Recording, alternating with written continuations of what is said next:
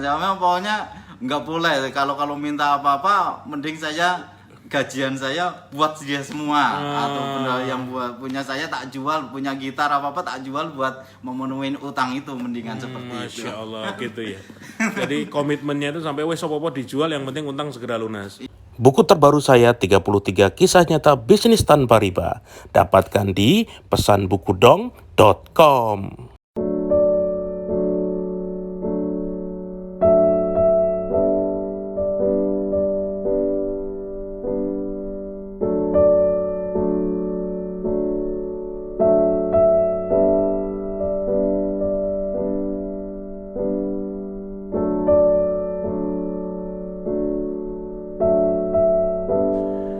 Assalamualaikum warahmatullahi wabarakatuh teman-teman semua. Alhamdulillah sudah sholat maghrib belum? Wilayah Jogja sudah lewat.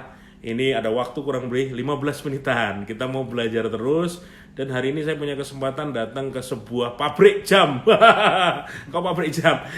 Dia produksi jam-jam untuk masjid, jam-jam untuk apa namanya? Ya masjid ya.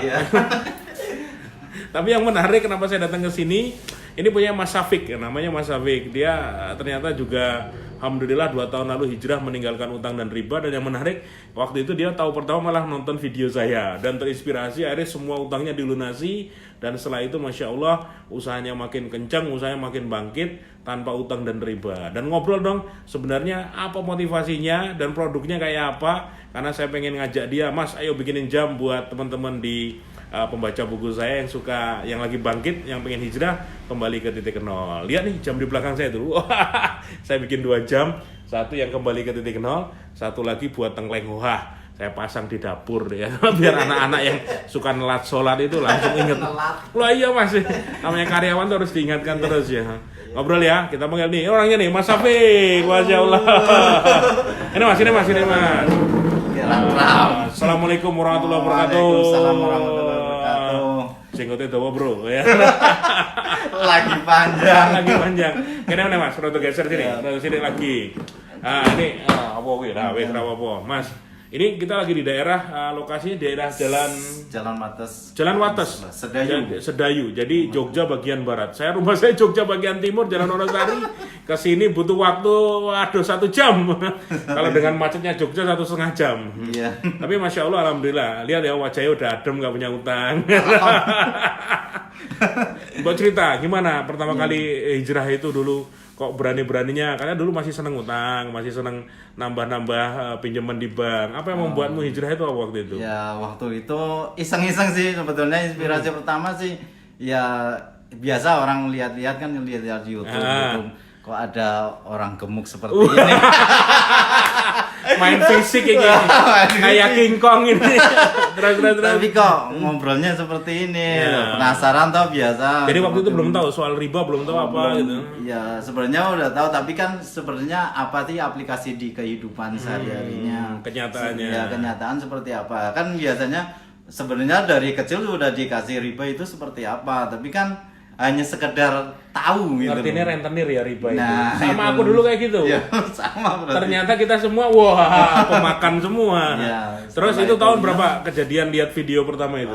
2000 kayaknya 14-15an. Oke, ya, 2 tahun, 3 tahun lalu ya gitu ya. Setelah itu telusuri terus lihat-lihat video lainnya, walaupun dikirain belajar dari YouTube atau belajar dari internet, nggak apa-apa, nggak masalah, yang penting kita tahu dulu. Hikmahnya kebetulan ada teman yang ngajak-ngajak ya masuk ke kajian-kajian seperti apa, akhirnya bisa lebih mantap lagi. Nah setelah mantap akhirnya udahlah kita coba teracuni. Mencoba seperti Emang itu. dulu utangnya apa aja waktu itu? Biasa mobil. Kalau orang kan pengennya kendaraan pasti gitu. Terus setelah itu buat modal usaha itu buat stok biar lebih banyak, biar lebih itu. Ternyata nggak bisa terrealisasi semua gitu. Setelah pertama buka utangan itu rasanya malah hidup tenang apa malah kalah kabut deh? Nggak bisa beli apa-apa.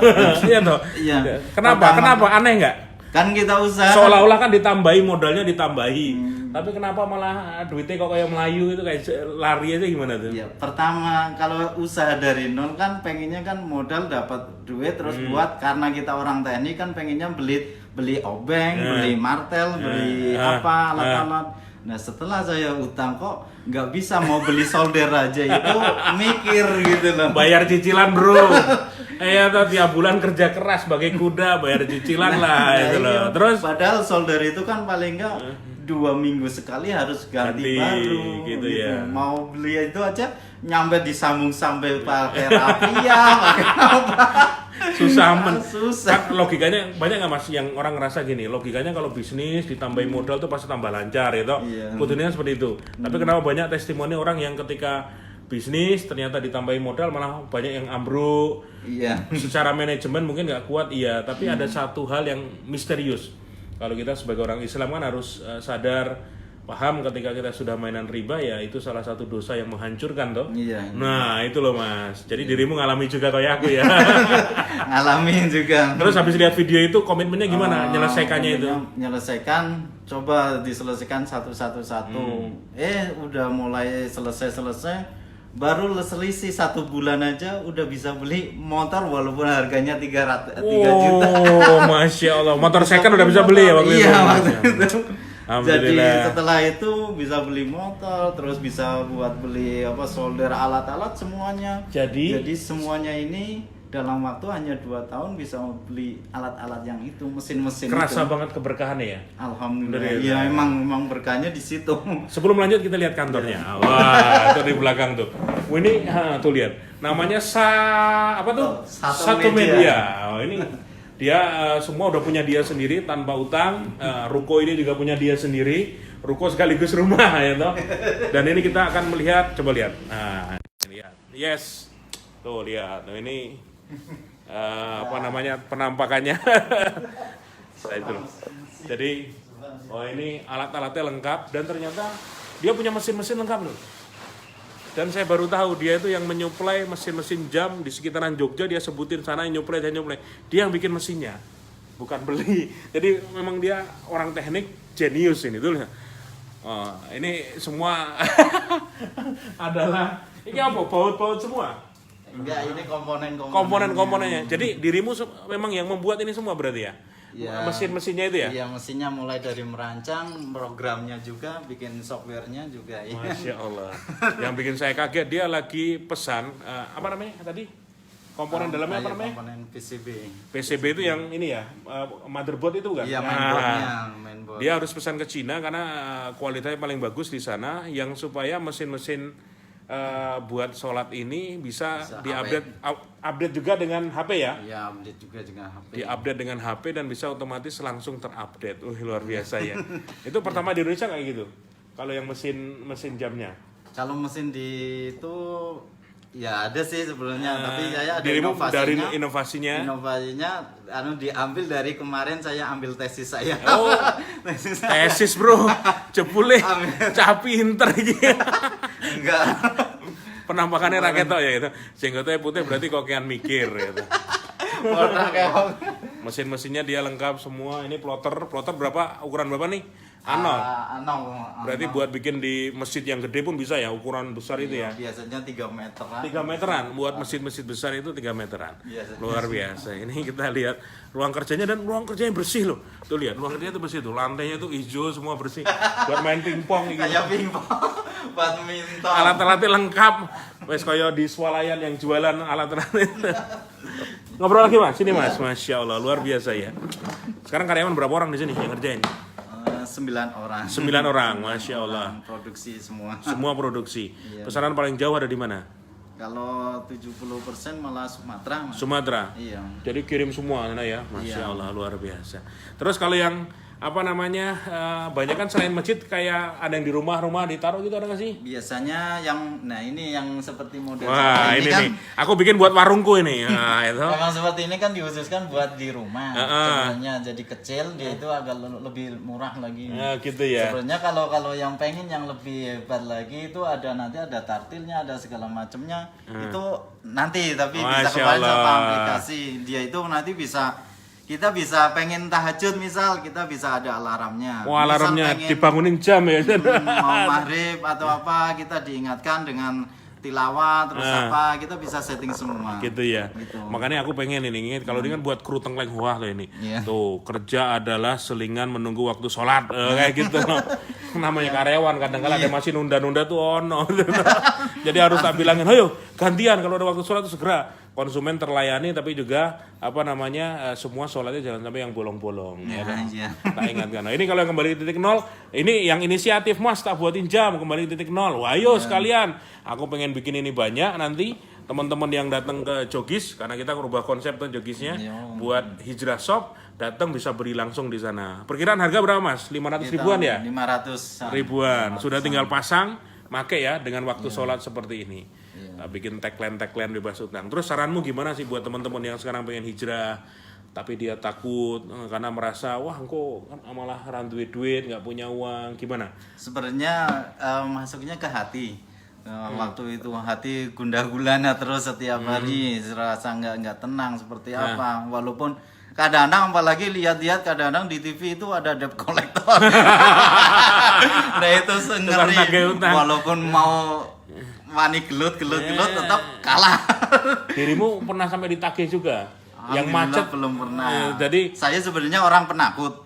Apalagi takut didatengin orang yang serem seperti ini loh. Padahal aku orang nagih utang loh bro. Terus. Nah seperti itu, jadi takut untuk datangi orang. Nah, makanya alangkah lebih baiknya lebih tenang. Jika nggak punya utang itu. sama sekali, Nah, Masya ya, Allah, seperti luar biasa. Kalau misalnya ada orang, pernah nggak kamu ketika proses hijrah dulu pengen lunas utang, ada yang bilang naik kamu sok-sokan, kok kue munafik, ada yang bilang kayak gitu loh. Ya. Benar loh, ada pernah orang yang meremehkan dirimu nggak ketika proses melunasi itu? Itu yang paling biasanya orang terdekat. Orang keluarga. terdekat, ya. Keluarga orang yang seperti itu. Emang kamu udah berkeluarga apa? Banyak keluarga. Teman-teman jangan tertipu dengan jenggotnya, karena jenggotnya putih tapi dia sedang mencari pendamping, oke? Jadi buat para ahwat gitu, yang berminat nanti silakan bertaaruf sendiri. Jadi keluarga meyakinkan keluarga bagaimana? Yakinkan keluarga pertama ibu sih, mau nggak mau walaupun punya utang, mau nggak mau saya calengan saya untuk melunasi utang ibu dulu, nggak apa-apa. Setelah itu tak ancam pokoknya. Ngancamnya piye ngancamnya? Ancamnya pokoknya nggak boleh. Kalau minta apa-apa, mending saya gajian saya buat dia semua atau benda yang buat punya saya tak jual, punya gitar apa-apa tak jual buat memenuhi utang itu, mendingan seperti itu. Masya Allah gitu ya. Jadi komitmennya itu sampai wes apa-apa dijual, yang penting utang segera lunas. Iya. Nah ini banyak mas orang kayak gini karena ketakutan seolah-olah nanti gaya hidupnya turun. Iya. Terus dia mendapat dari orang tua atau dari orang terdekat itu tidak menyetujui. Akhirnya hartanya digondeli, utangnya lunasnya lama akhirnya. Banyak kejadian kayak gitu kan. Iya. Masya Allah. Belajar dari Mas Syafiq, kamu S2 di mana kok tesis ini? Saya di UAD. UAD, jurusan apa? Jurusan informatika. Oh, pantes. Jurusan informatika, bikin bisnis jam masjid dengan kualitas mesin bagus, disetting sendiri, bahkan yang mau diupdate nanti pakai Android supaya bisa detek langsung di kota mana dan langsung bisa detek sendiri. Iya. Dan datanya juga itu bukan sembarangan, ibaratnya saya ngambil data dari Kemenak, bikin rumus dari mereka, nanti kita masukkan, insya Allah akan lebih akurat dari jadwal-jadwal yang jadwal yang abadi seperti itu. Gitu ya. Jadi kayak, dia itu akan selalu kayak tadi kasus di Gunung Kidul gimana, orang mana sama orang mana tadi? Sesuai kayak tesis saya kan sebenarnya kan, kok kenapa di Gunung Kidul di Semanu dengan yang ada di Temon kok jadwalnya sama? Padahal itu jarak dari hasil itu penelitian saya itu adalah 62 km. Jarak ujung ke ujung kecamatan, iya. Kecamatan di Gunung Kidul, Iya. Jogja. Kok jadwalnya sama? Berarti kalau mau masuk kita buka puasa mungkin bareng-bareng gitu. gitu. Padahal kan luar biasa. Kita cengenges gitu. Emang senang. Tapi ini serius benar. Ini memang dia tuh banyak ilmunya, pinter, dan seorang pengusaha muda, punya pabrik sendiri. Wes sudahlah, layak jadi suami, segera diperebutkan.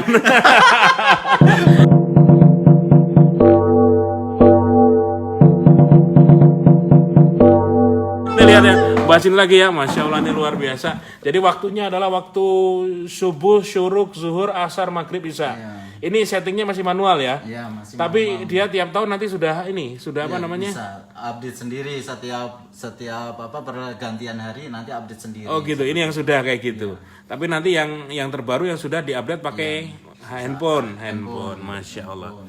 Mas, pesan-pesan lah buat teman-teman yang pengen menjadi seorang pengusaha. Piye carane? Tipsnya sih kalau saya pribadi kan saya orang teknik sebenarnya. Jadi saya lebih cenderung nggak untuk gaya hidupnya saya itu nantilah.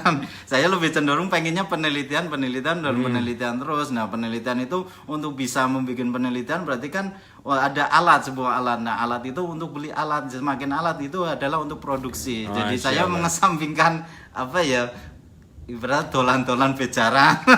Harus prihatin. Prihatin. Jadi seorang entrepreneur nggak boleh kesusu, nggak boleh pengen sakjet, langsung sukses, nggak boleh. Harus belajar prihatin dari beliau, betul ya? Iya. Menunda kesenangan, tekun ya Mas yo. Iya. Terus selain tekun, sabar. Pokoknya semua hal positif harus dimiliki seorang Dan entrepreneur. sebenarnya kalau ada orang kesini mau nyari yang punya siapa, padahal kadang-kadang saya itu yang ada di depan pakai lagi hapus apa. Saya senangnya yang padel. Padahal dia bosnya, nggak kelihatan bosnya. Emang dirahasiakan baru ini sama spesial Mas aku hari ini saya nongol. Ya menarik, karena orang-orang yang punya potensi ya sesekali kita expose, ben ngerti atau karena insya Allah jadi pahala kebaikan juga. Amin. Hari ini kita belajar dari Mas Syafiq, seorang perantau dari Cilacap ke Jogja, bisa kuliah sampai S2, sudah selesai S2-nya. Alhamdulillah S2 dan punya usaha jam masjid dan dia menyuplai banyak para pebisnis lain yang juga berbisnis seperti ini ya, tapi dia yang punya mesinnya. Dan Masya Allah dia juga sudah lepas dari riba dan dia juga berpesan kalau pengen bisnisnya sukses harus tekun, harus sabar, harus menunda kesenangan dan jauhi utang dan riba. Betul? Betul. Semangat. Matur suwun, demikian ngobrol-ngobrol bareng dengan Mas Syafiq. Hari ini dari Jalan Wates KM 11 Yogyakarta. Sudah mau hujan Jogja, tadi juga saya di jalan hujan-hujanan. Saya pulang ke Jogja Timur, Tengleng Hoha. Matur suwun. Assalamualaikum warahmatullahi wabarakatuh. Salam lunas. Alhamdulillah. Yo. Buku terbaru saya 33 kisah nyata bisnis tanpa riba. Dapatkan di pesanbukudong.com.